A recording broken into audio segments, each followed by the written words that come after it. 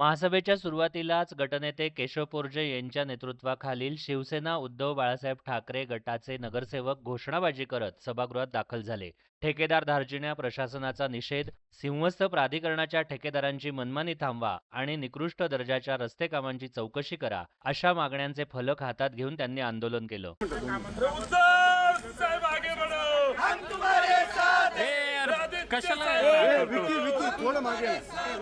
नगरसेवकांनी पावसाळापूर्व कामातील हलगर्जीपणा आणि सिंहस्थासाठी सुरू असलेल्या रस्ते कामांच्या दर्जावर गंभीर प्रश्न उपस्थित केले. पावसामुळे अनेक कामांचे पितळ उघडे पडल्याचा आरोप करत संबंधित अधिकाऱ्यांवर कारवाईची मागणी करण्यात आली. यावेळी शिवसेना शिंदे गटाचे अजय बोरस्ते यांनीही प्रशासनावर टीका केली. मुसळधार पावसाने रस्ते आणि पावसाळापूर्व कामांची वास्तविकता समोर आणली असून यापूर्वीच विशेष महासभेची मागणी आम्ही केली होती, असा दावा त्यांनी केला. शिवसेना उद्धव बाळासाहेब ठाकरे पक्षाच्या वतीनं हे तीव्र आंदोलन छेडण्यात येत आहे की नाशिक महानगरपालिकेला जाग आली पाहिजे.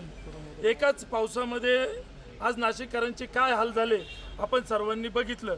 म्हणून आज आयुक्त असेल, महापौर असेल, यांना जाग आणण्यासाठी शिवसेनेतर्फे आंदोलन करण्यात येत आहेत. त्याच्यात अजून एक महत्त्वाचा मुद्दा आहे स्टार रेटचा. यांनी जो स्टार रेट लागू केला हा कुठल्याही नियमात नसून हा स्टार रेट कॉन्ट्रॅक्टरांना पोचण्यासाठी आणि कॉन्ट्रॅक्टरांचे लाड पुरवण्यासाठी हा स्टार रेट दिला जातो. हा स्टार रेट कॅन्सल झाला पाहिजे, नाही तर शिवसेना उद्धव बाळासाहेब ठाकरे हा पक्ष रस्त्यावर उतरल्याशिवाय राहणार नाही. चर्चेनंतर महापौर हिमगौरी आहेर यांनी पावसाळापूर्व कामातील अनागोंदी आणि सिंहस्थ रस्ते कामातील गैरप्रकारांवर सखोल चर्चा करण्यासाठी पुढील आठवड्यात विशेष महासभा घेण्यात येईल, अशी घोषणा केली.